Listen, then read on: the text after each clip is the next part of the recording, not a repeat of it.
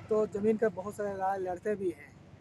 देख रहे हैं कि रांची में बड़ा घाघरा में अभी आए हैं, एकड़ों एकड़ ज़मीन है जो गैर आदेश से लूटी जा रही है, क्या कहेंगे?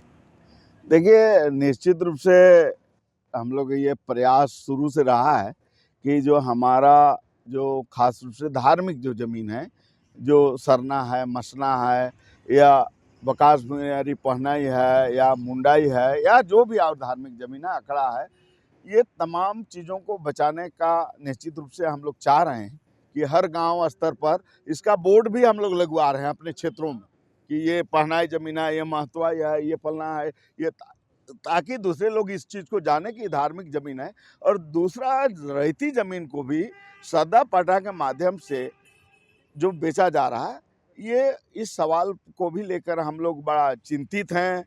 लोहरा समाज के लोगों का भी ज़मीन को गैर आदिवासी बना के बेचा जा रहा है। इस तरह से बड़ा चिंता का विषय है और इस पर हम लोग प्रयास कर रहे हैं कि जितना भी संगठन है उसको एकजुट करके और ये चीज़ बताने का प्रयास कर रहे हैं कि ज़मीन है तो आदिवासी है, ज़मीन नहीं तो आदिवासी नहीं। इसलिए इस चीज़ को हम लोग ज़मीन का महत्व को जो बाप दादाओं ने समझा था, वैसा हम लोग आने वाला पीढ़ी को समझाने का अब हम लोग प्रयास कर रहे हैं और इसका लड़ाई लड़ने का हम लोग जो है प्रयास चल रहा है। जहाँ तक बड़ा घाघरा का मामला है, निश्चित रूप से हम लोग इसको देख रहे हैं, चूँकि ये लोग अनिश्चितकालीन धरना पर हैं और जब हम लोग ज़मीन का लड़ाई की बात करते हैं, बचाने की बात करते हैं, तो जब ये इस पर लड़ रहे हैं, तो हमारा तमाम संगठनों का दायित्व है कि इनको हम सपोर्ट करें। इसीलिए हम लोग जो है आज आए हैं और ये आंदोलन को हम लोग आगे ले चलेंगे, ऐसा हम लोग का प्लानिंग है। पूरे झारखंड में ज़मीन का मसला बहुत बड़ा है। हर जगह ज़मीन के मसले आदिवासी के धार्मिक हो, ज़मीन हो या रैयती ज़मीन उनकी लूटी जा रही है।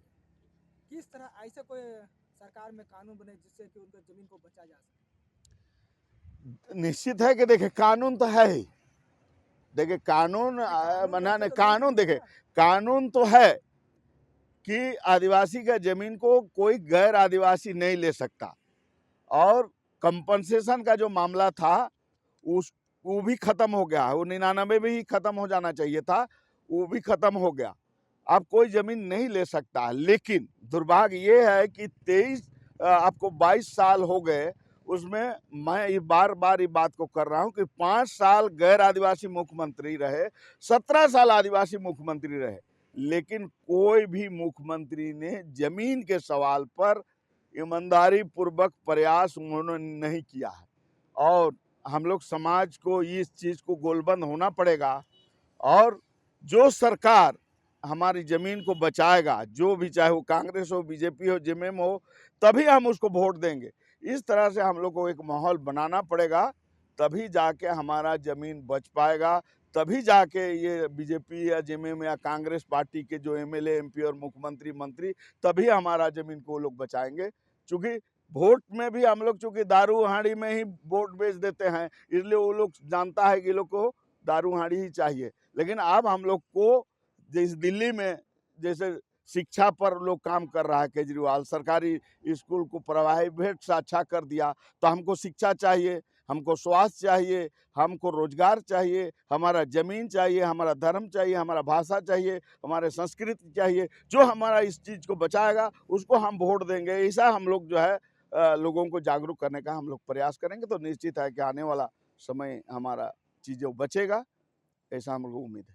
जिस पीछे जो ज़मीन है जिसको बेचा जा रहा है, 2 एकड़ 45 डिसमिल ज़मीन है, सामाजिक ज़मीन है, सामने रोड के किनारे उनका गेट भी लगा दिया गया है। किस तरह से आप लोग इस पे आगे का रणनीति बनाते हैं इसको बचाया जा सके?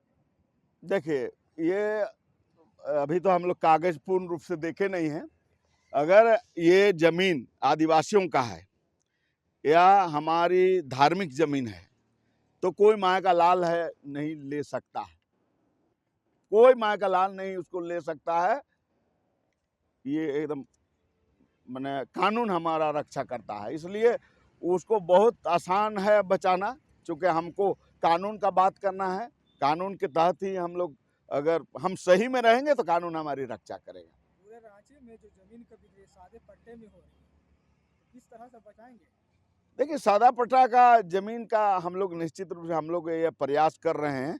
एक इन्होंने टीएसी में एक ये लोग आपको ये निर्णय लिया था हेमंत सरकार ने कि कितनी जमीन 1932 में आदिवासियों का कितना खतियान था और आज जो है आदिवासियों के पास कितना जमीन बचा है और कितना जमीन लूटा गया, ऐसा उन्होंने एक उस चिट्ठी भी मेरे पास है, तो उस चिट्ठी का भी हवाला देकर हम लोग लड़ेंगे और सरकार को ये दबाव बनाएंगे कि आप इस चीज़ को बनाइए कि गलत कंपनसेशन कितना हुआ, सदा पट्टा में कितना ज़मीन जो है बेचा गया है, तमाम चीज़ का रिकॉर्ड जो है आप मंगाइए। इस तरह से हम लोग सरकार पर दबाव बनाएंगे और हम लोग इसका तैयारी कर रहे हैं। 5 जो है मार्च को हम लोग आदिवासी बचाओ महारैली कर रहे हैं।